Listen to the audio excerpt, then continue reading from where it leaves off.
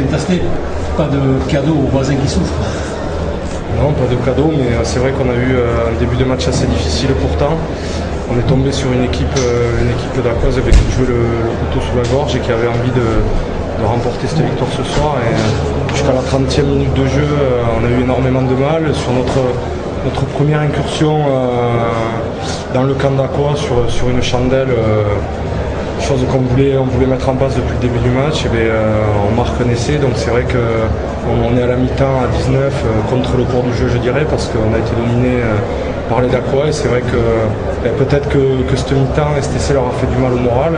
On les a sentis un peu affaiblis au retour des vestiaires. Et je pense qu'on a pris le dessus un peu, et notamment ils ont été énormément pénalisés. C'est ce qui fait la différence pour nous, parce que nous on convertit nos pénalités et à la fin, on gagne. Donc voilà, après pas de cadeau. Je pense que la victoire est modérée dans le camp montois, parce que voilà, comme on l'a dit dans la semaine, nous on aime jouer des matchs comme ça, et on n'a peut-être pas envie non plus de voir les Dacois descendre en fédéral. Cette bagarre en fin de match, elle est due à quoi? Elle est due à quoi? Je crois qu'il y avait beaucoup de tension sur ce match. Le début de match en atteste. Voilà, la tension était à son comble à ce moment-là peut-être, notamment pour les Dacois qui voyaient qu'ils avaient perdu un peu le bout du match. Et je pense que voilà, il y avait de la tension tout le match. À un moment donné, il a fallu qu'il y ait quelques échanges de coups de poing, mais rien de très méchant. On sort du match, on est quasiment qualifié. C'est quelque chose à laquelle vous croyez en milieu de saison? Disons que je crois que la défaite de Tarbes à la maison a été un mal pour un bien. À partir de là, on s'est dit les choses. On a revu un peu nos systèmes de jeu. On a échangé entre joueurs et coachs. Et à partir de là, on est parti sur de nouvelles bases. Et depuis le mois de novembre, on essaie de grappiller place par place. Et depuis le mois de janvier, c'est vrai qu'on a atteint cette 5e place. On ne voulait plus la lâcher. C'était l'objectif du club en début de saison.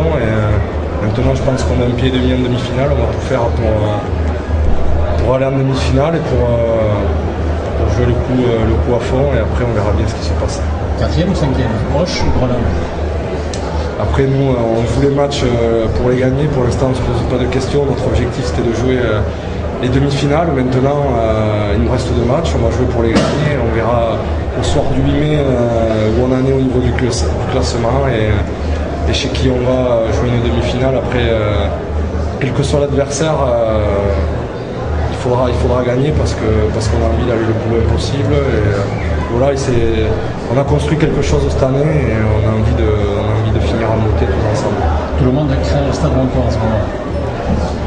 Je ne sais pas si tout le monde craint le stade montois. Comme on le sait, peut-être notre plus grand adversaire, c'est nous-mêmes, parce qu'on a fait preuve d'inconstance toute l'année. Et c'est ce qui peut nous faire tort sur un match. Maintenant, je crois que tout le monde se craint dans cette poule. Les résultats le montrent. Je veux dire, on venait même à Dax, on les craignait énormément. Maintenant, on verra quel adversaire on aura, et on le préparera au mieux possible. Et après, on verra ce qui se passera.